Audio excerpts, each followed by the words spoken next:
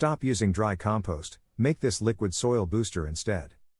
The biggest mistake I keep seeing even experienced gardeners make is treating compost like it only works when it's dry and buried. That slow breakdown model is outdated for active gardens. When you apply dry compost, especially on already stressed soil, most of the nutrients don't actually reach the root zone fast enough. Instead, they sit, slowly decomposing, while your plants are literally starving in real time. And that delay is exactly why you get weak seedlings, uneven growth, and crops that look fine one week and stall the next. It's not always a soil deficiency problem, it's a timing problem in nutrient delivery. Before we go deeper into the liquid method, I need to mention something I use constantly when adjusting soil systems like this. A simple 4-in-1 soil moisture meter that checks moisture, pH, temperature, and sunlight intensity.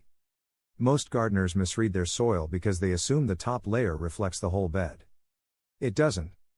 This tool helps you see what's actually happening below the surface, especially when you start switching from dry amendments to liquid feeding systems.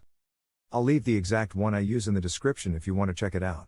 https://amazon.to/4usnoff. If you've ever overfed or underwatered plants while trying to fix soil naturally, this tool quickly exposes why your results are inconsistent. Now let's talk about what actually works. Stop thinking of compost as something that only belongs in solid form.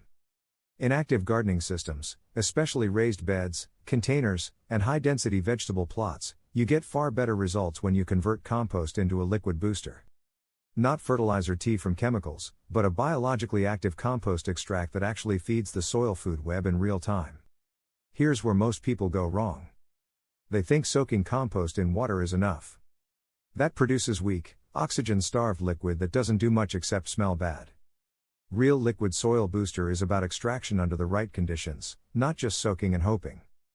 I've tested this in backyard beds growing tomatoes, kale, and peppers under the same conditions, half using dry compost, half using liquid compost extract. The difference in early growth speed alone was obvious within 7 to 10 days. The liquid-fed beds develop deeper green leaves and stronger stem structure much earlier. Let's break down what actually happens in soil when you switch to liquid compost feeding.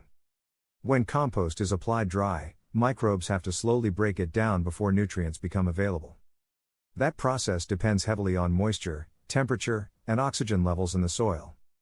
If any of those are off, nutrient release slows dramatically.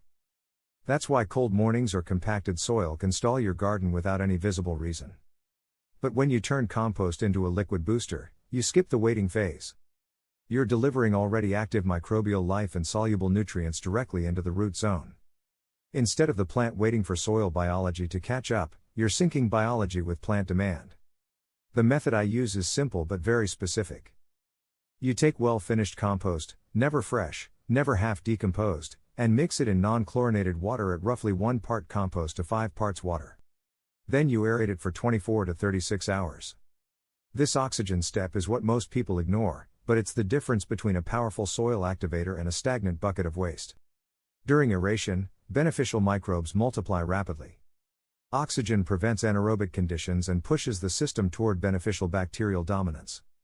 What you end up with is not just compost water, but a living microbial suspension that can reactivate tired soil within hours of application.